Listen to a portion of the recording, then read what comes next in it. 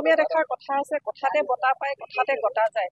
জয়ন্ত মল্লৰ দৰে বৰুৱা এজন ব্যক্তিয়ে, এজন মন্ত্ৰীয়ে আচলতে কাক কেনেকৈ ৰাজহুৱাভাৱে সম্বোধন কৰিব লাগে তেওঁ প্ৰথমে সেই কথাটো শিকি লওক। আৰু তলৰ শ্ৰেণী ওপৰ শ্ৰেণী বুলি তেওঁ কি ক'ব বিচাৰিলে?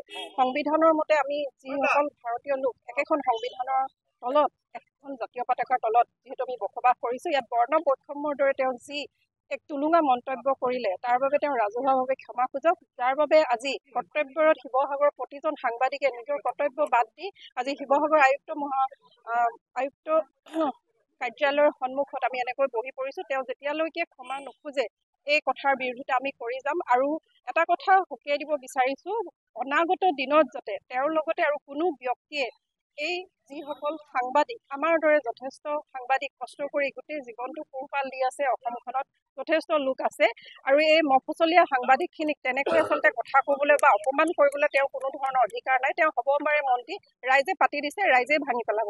গতিকে যিকেইটা দিন চকীখনত আছে নিজৰ মৰ্যাদা ৰক্ষা কৰি যাতে কথাবোৰ ভাবিছে। কালি দিছপুৰৰ সংবাদমেলত অসম চৰকাৰৰ কেবিনেট মন্ত্ৰী জয়ন্ত মল্ল বৰুৱাই সমগ্ৰ অসমৰ সাংবাদিক গোষ্ঠীটোক অপমান কৰিছে।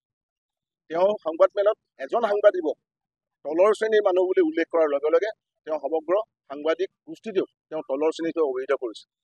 তেওঁ কি সাহসত, কি ধৃষ্টতাত তেওঁ এই মন্তব্য কৰিলে তাক আমি আজি প্ৰশ্ন কৰিছোঁ। আৰু তাৰ বিৰুদ্ধে আজি শিৱসাগৰৰ সমূহ সাংবাদিক মহলে এটা কথা উল্লেখ কৰি দিওঁ যে অৰুণোদয় জন্মস্থানে শিৱসাগৰ, অসমৰ প্ৰথমখন সংবাদপত্ৰ জন্মস্থানে শিৱসাগৰৰ সমূহ সাংবাদিকে আজি শিৱসাগৰ জিলা আয়ুক্ত কাৰ্যালয়ৰ সন্মুখত আমি এক প্ৰতিবাদী কাৰ্যসূচী গ্ৰহণ কৰিছোঁ।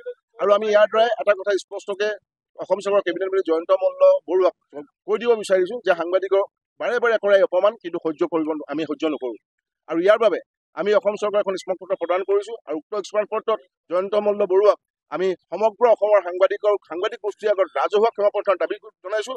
আৰু তেওঁ এই মন্তব্যৰ দ্বাৰা যি শ্ৰেণী বিভাজন কৰিছে, যি সমতাৰ অধিকাৰক তেওঁ খৰ্ব কৰিছে, ভাৰতীয় সংবিধানৰ অনুচ্ছেদ 15(1) খৰ্বিত হৈছে, তাৰ বাবে অসম চৰকাৰক কেবিনেট মন্ত্ৰী জয়ন্ত মল্ল বৰুৱাৰ বিৰুদ্ধে ব্যৱস্থা গ্ৰহণৰ আমি দাবী উত্থাপন কৰিছোঁ। জয়ন্ত মল্ল বৰুৱা অশালীন মন্তব্যৰ কাৰণে, অশালীন ব্যৱহাৰৰ কাৰণে চিৰ পৰিচিত এগৰাকী ৰাজনীতিবিদ, অতি নিম্ন পৰ্যায়ৰ এগৰাকী ৰাজনীতিবিদ। আৰু এনে এগৰাকী নিম্ন পৰ্যায়ৰ ৰাজনীতিবিদৰ বিৰুদ্ধে সাংবাদিক হিচাপে আমি ৰাজপথলৈ ওলাই আহি প্ৰতিবাদত বহিবলৈ পোৱাটোৱে আমাৰ কাৰণে অতি বিড়ম্বনা।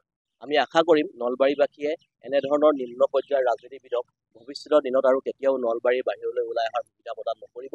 ৰঙিয়াত তেওঁ যি 100 বিঘা মাটিৰ ফাৰ্ম আছে, তেওঁ গীৰ গাইৰ লগত সেই ফাৰ্মতেই ভৱিষ্যতৰ দিনত যাতে আবদ্ধ হৈ থাকিব পাৰে, গীৰ গাই লালন পালন কৰি যাতে সময় পাৰ কৰিব পাৰে, তেনেধৰণৰ ব্যৱস্থা কৰাটোৱে ভৱিষ্যতৰ দিনত নলবাৰীবাসীৰ পৰা আমি আশা কৰিছোঁ।